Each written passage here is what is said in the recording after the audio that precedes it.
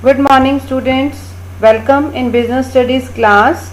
Today we are going to discuss the very important topic of case studies, that is external sources of recruitment. It refers to inviting applications for filling up the vacancies from candidates outside the organization.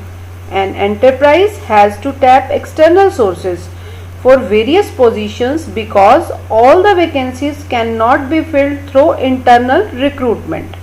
The existing staff may be insufficient or they may not fulfill the eligibility criteria of the jobs to be filled.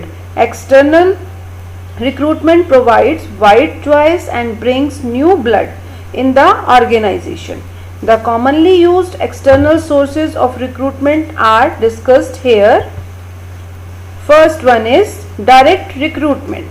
Under the direct recruitment, a notice is placed on the notice board of the enterprise specifying the details of the job available. Job seekers assemble outside the premises of the organization on the specified date or specified time, and selection is done on the spot. The practice of direct recruitment is followed usually for casual vacancies of the unskilled or semi-skilled jobs. This method of recruitment is very inexpensive as it does not involve any cost of advertising the vacancies. बहुत ही popular और famous method है ये direct recruitment जो है। ये mostly जो है वो फैक्ट्रीज में यूज़ किया जाता है जहाँ पर हमें अनस्किल्ड या सेमी स्किल्ड वर्कर्स की रिक्वायरमेंट रहती है। फैक्ट्री के गेट पर एक पर्टिकुलर नोटिस बोर्ड होता है, उस नोटिस बोर्ड पर वर्कर्स की पर्टिकुलर डेट पर पर्टिकुलर टाइम पर कितनी रिक्वायरमेंट है वहाँ राइट कर दिया जाता है।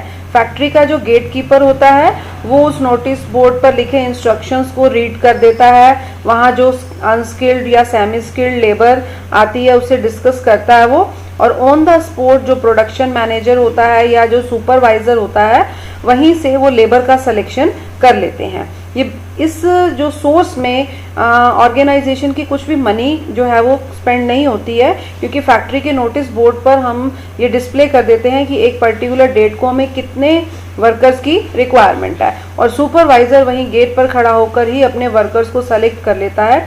इसीलिए कोई भी एक्सपेंसिव मेथड ये नहीं है। Next is casual callers. Many reputed business organizations keep a database of unsolicited applications in their offices. Such job seekers can be a valuable source of manpower. A list of such job seekers can be prepared and can be screened to fill the vacancies as they arise. The major merit of this source of recruitment is that it reduces the cost of recruiting workforce in comparison to other sources. Casual callers क्या है reality में कि जो बहुत reputed companies होती हैं, लोग वहाँ पर जॉब करना चाहते हैं, चाहे वहाँ वैकेंसी हो चाहे ना हो। जो अनएम्प्लॉयड पीपल्स होते हैं, जो कैंडिडेट्स होते हैं, वो अपना बायोडाटा उस पर्टिकुलर कंपनी में पहले ही सबमिट करवा देते हैं कि अगर यहाँ कोई वैकेंसी होगी तो हमें ऑटोमेटिक कॉल कर लिया जाएगा। और जो अच्छी अच्छी कंपनीज हैं वो भी रिक्रूटमेंट एक्सपेंस को बियर नहीं करना चाहती, वो भी क्या करती हैं, अपनी एप्लीकेशंस जो उनके पास आती हैं जब वैकेंसीज नहीं होती, जब उनको एप्लीकेशंस रिसीव हो रही हैं, वो उन एप्लीकेशंस को एक फाइल में सेट कर लेती हैं, और जब उनके पास कोई वैकेंसी क्रिएट होती है उस टाइम पर वो अपनी वो फाइल ओपन करती हैं, उसमें से एप्लीकेशंस की स्क्रीनिंग करती हैं कि उनको जिस पर्टिकुलर पोस्ट के लिए पर्सन चाहिए, और अगर उनके पास उस पोस्ट से क्वालिफिकेशन से रिलेटेड कोई एप्लीकेशंस हैं तो उनकी वो स्क्रीनिंग कर लेती हैं और उन्हीं कैंडिडेट्स को कॉल कर लेती हैं। रिटन टेस्ट, इंटरव्यू जो भी कंडक्ट करना चाहती हैं वो प्रोसीजर फॉलो सिलेक्शन का कर सकती हैं। इससे क्या होता है, कंपनीज का जो रिक्रूटमेंट पे होने वाला एक्सपेंस है वो सेव हो जाता है। Next one is advertisement. Very important and famous example of external sources of recruitment. Advertisement in newspaper or trade and professional journals is generally used when a wider choice is required. Advertisement को हम तभी use करते हैं जब हम ये चाहते हैं कि हमारे पास बहुत सारे एप्लीकेशंस आ जाएं, तब हम न्यूज़पेपर्स में जर्नल्स में, बिजनेस मैगजीन्स में अपनी वेकेंट पोस्ट की ऐड कर देते हैं. Most of the senior positions of industry as well as commerce are filled by this method. Advertisement gives the management a wider choice of candidates from which to choose. Advertisement may be placed in leading newspapers. और इसका सबसे बड़ा disadvantage क्या होता है? It may bring in a flood of response and many times from quite unsuitable candidates. जो भी person newspaper में ऐड पढ़ता है वो उस पर्टिकुलर वैकेंसी के लिए अप्लाई कर देता है, चाहे उसके पास वो क्वालिफिकेशन कंप्लीट हो या ना हो. तो इससे हमारे पास एक बहुत फ्लड सा आ जाता है एप्लीकेशंस का, और उसमें से मैक्सिमम जो एप्लीकेशंस होती हैं वो रिजेक्ट करनी पड़ती हैं हमें. क्यों? क्योंकि वो हमारी क्वालिफिकेशन, हमारे क्राइटेरिया के अकॉर्डिंग नहीं होती हैं.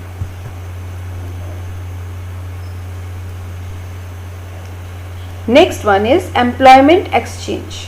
Employment exchanges run by the government are regarded as a good source of recruitment for unskilled and skilled operative jobs. Thus, employment exchanges help to match personal demand and supply by serving as link between job seekers and employers. Unfortunately, the records of employment exchange are often not up to date, and many of the candidates referred by them may not be found suitable.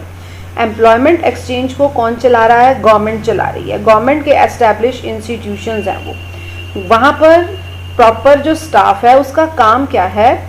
जितने भी unemployed peoples हैं वो अपना name वहाँ registered करवा सकते हैं, और वहाँ का जो स्टाफ है वो उन अनएम्प्लॉयड पीपल्स के रिकॉर्ड को मेंटेन रखता है. और किसी ऑर्गेनाइजेशन को अगर एम्प्लॉयज़ की रिक्वायरमेंट है तो वो ऑर्गेनाइजेशन कांटेक्ट कर सकती है एम्प्लॉयमेंट एक्सचेंज से. एम्प्लॉयमेंट एक्सचेंज गवर्नमेंट के इंस्टीट्यूशन होने की वजह से फ्री ऑफ कॉस्ट अपनी सर्विसेज प्रोवाइड करते हैं जॉब सीकर्स को भी और कंपनीज को भी. अब अगर किसी कंपनी को एम्प्लॉय की रिक्वायरमेंट है तो वो एम्प्लॉयमेंट एक्सचेंज से कांटेक्ट करेगा और वो ऑर्गेनाइजेशन के लिए एम्प्लॉय सर्च करने का काम करेगा. एम्प्लॉयमेंट एक्सचेंज उस ऑर्गेनाइजेशन के लिए एम्प्लॉय को सर्च करेगा. किस तरह से सर्च करेगा? एम्प्लॉयमेंट एक्सचेंज के पास अनएम्प्लॉयड जो पीपल थे, कैंडिडेट्स थे, उन्होंने अपना डाटा दिया हुआ है. अब जिस पोस्ट के लिए वैकेंसी है उस पोस्ट से रिलेटेड क्वालिफिकेशन के पर्सन्स को वो अपने रिकॉर्ड में चेक करेंगे और पर्टिकुलर उस कैंडिडेट को कॉल करेंगे कि आप इस ऑर्गेनाइजेशन में इस टाइम पर, इस डेट पर इंटरव्यू या रिटन टेस्ट या स्क्रीनिंग के लिए चले जाइए. इस तरह से एम्प्लॉयमेंट एक्सचेंज जो है अनएम्प्लॉयड पीपल्स की भी हेल्प करते हैं और ऑर्गेनाइजेशंस की भी हेल्प करते हैं. और सबसे बड़ी एडवांटेज क्या है कि ये अपनी services free of cost provide कर रहे हैं. क्यों? क्योंकि किसके इंस्टीट्यूशंस हैं? गवर्नमेंट के इंस्टीट्यूशंस हैं.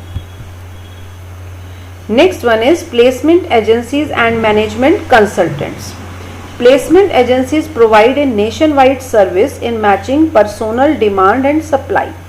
These agencies compile biodata of a large number of candidates and recommended suitable names to their clients. Such agencies charge fee for their services and they are useful where extensive screening is required.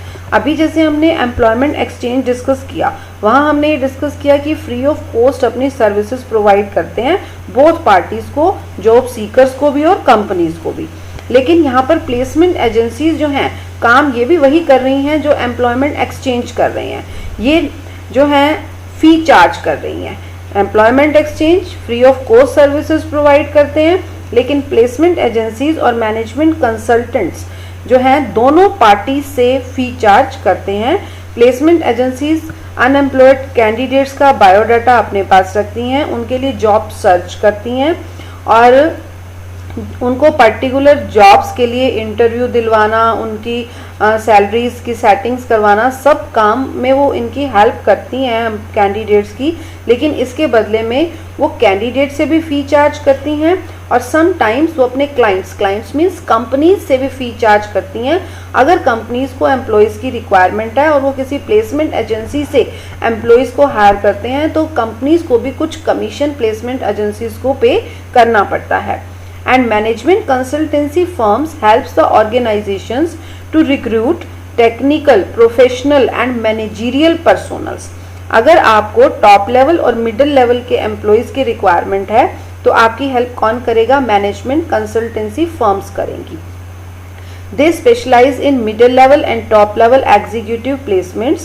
They maintain data bank of persons with different qualifications and skills and even advertise the jobs on behalf of their clients to recruit right type of personnel. Placement agencies और management consultancy firms लगभग एक जैसा role play कर रहे हैं। Management consultancy firms थोड़ा सा अलग रोल प्ले करती हैं कि वो अपने कैंडिडेट्स के लिए जो है जॉब एडवर्टाइज करने का काम भी करती हैं। अगर किसी कंपनी को बहुत सारे कैंडिडेट्स चाहिए, कोई नई कंपनी जो एस्टैब्लिश होने जा रही है, उसे सारा स्टाफ ही नया रखना है, तो अगर वो एडवर्टाइज करवाना चाहती है अपनी जॉब्स को, अपनी वेकेंट पोस्ट को, तो वो किसकी हेल्प ले सकती है? मैनेजमेंट कंसल्टेंसी फर्म्स की हेल्प ले सकती है कि उनका जो रिक्रूटमेंट का सारा प्रोसेस है मैनेजमेंट कंसल्टेंसी फर्म्स जो हैं वो उनको कंप्लीट करके दे सकती हैं। वो एक कंपनी के बिहाफ पर एडवर्टाइजमेंट भी करेंगे, इंटरव्यूज़ भी लेंगे, रिटन टेस्ट भी कंडक्ट करेंगे, सारा काम करके उनकी पूरी हेल्प करते हैं कि हमने आपके लिए सारा स्टाफ जो है वो सेट कर दिया है। Employment exchange free of cost services provide कर रहे हैं। प्लेसमेंट एजेंसीज जो हैं वो फी चार्ज करती हैं बोथ पार्टी से, जॉब सीकर से और कंपनी से, और सेम मैनेजमेंट कंसल्टेंसी फर्म्स भी जॉब सीकर्स और कंपनीज से सेम लेवल पर फी चार्ज कर रही हैं। मैनेजमेंट कंसल्टेंसी फर्म्स जो हैं वो एडवर्टीजमेंट का एक्स्ट्रा वर्क भी करती हैं कि अगर उनके क्लाइंट्स मींस कंपनीज, ऑर्गेनाइजेशंस चाहती हैं कि हमारे बिहाफ पर जॉब वैकेंसीज को एडवर्टाइज किया जाए, तो वो काम भी कौन करता है? मैनेजमेंट कंसल्टेंसी फर्म्स कर सकती हैं।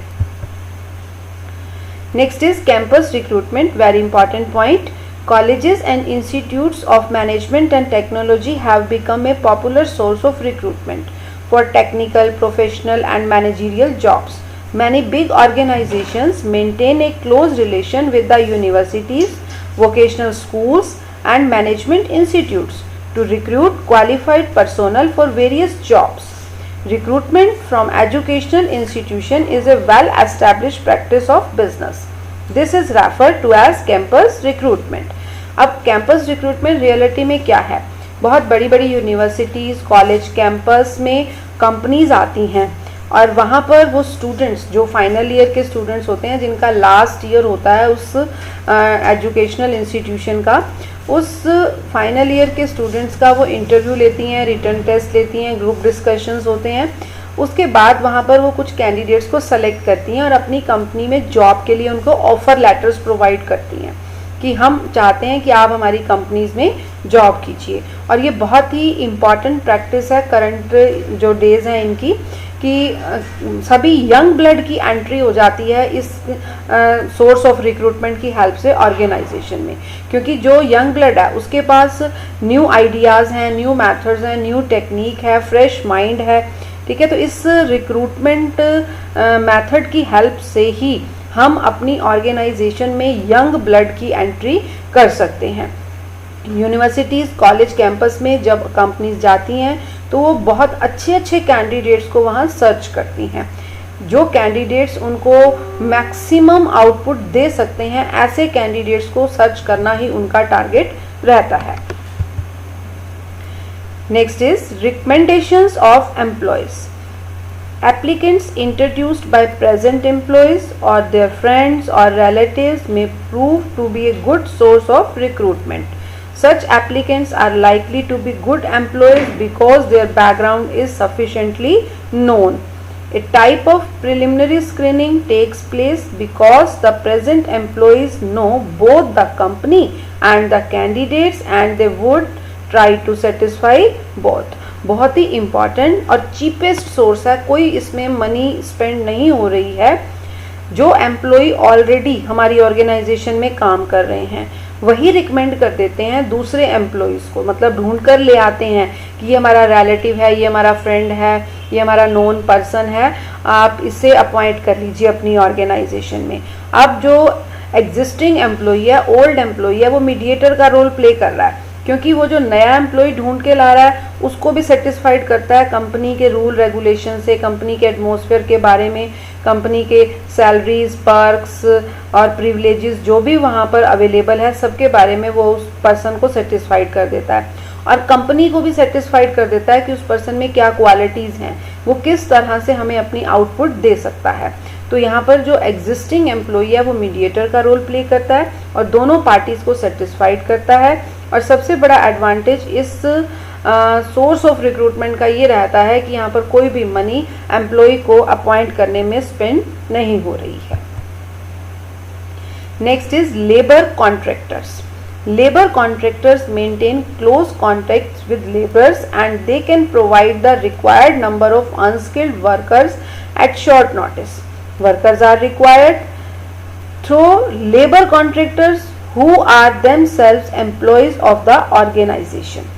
अब एक लेबर कॉन्ट्रैक्टर होता है जो ऑलरेडी एक पर्टिकुलर ऑर्गेनाइजेशन में खुद एक एम्प्लॉई है, वो और लेबर को सर्च करके लाता है और अपने बिहाफ पर उन्हें उस ऑर्गेनाइजेशन में एंट्री देता है।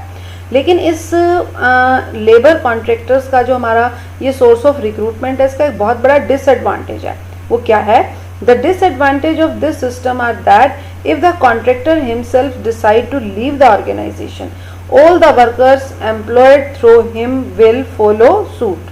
अगर जो कॉन्ट्रैक्टर है वो ऑर्गेनाइजेशन छोड़ के जा रहा है, क्योंकि वो भी वहां पर एक एम्प्लॉई है, अगर वो ऑर्गेनाइजेशन छोड़कर जा रहा है तो जितनी लेबर उसने अपने बिहाफ पर वहां अपॉइंट किया है वो सभी लेबर उसके साथ चली जाती है। वो ये सोचते हैं कि यही हमारा लीडर है, हम तो इसी के लिए काम कर रहे थे, अगर ये जा रहा है जिस ऑर्गेनाइजेशन में ये काम करेगा हम भी उसी ऑर्गेनाइजेशन में काम करेंगे। Next is advertising on television.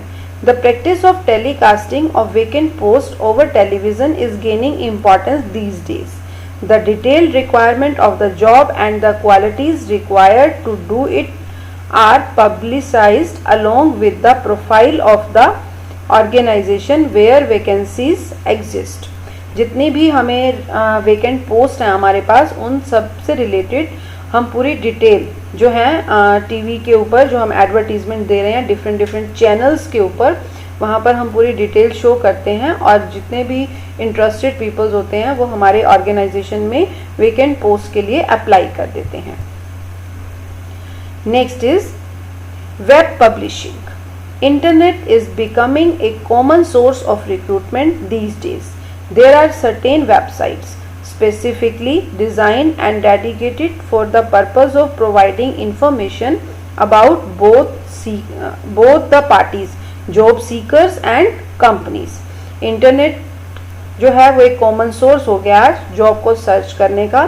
Companies को भी अगर वेकेंट पोस्ट को फिल करना है वो भी अपनी एडवर्टीजमेंट को कहाँ पुट कर देते हैं? इंटरनेट पर पुट कर देते हैं।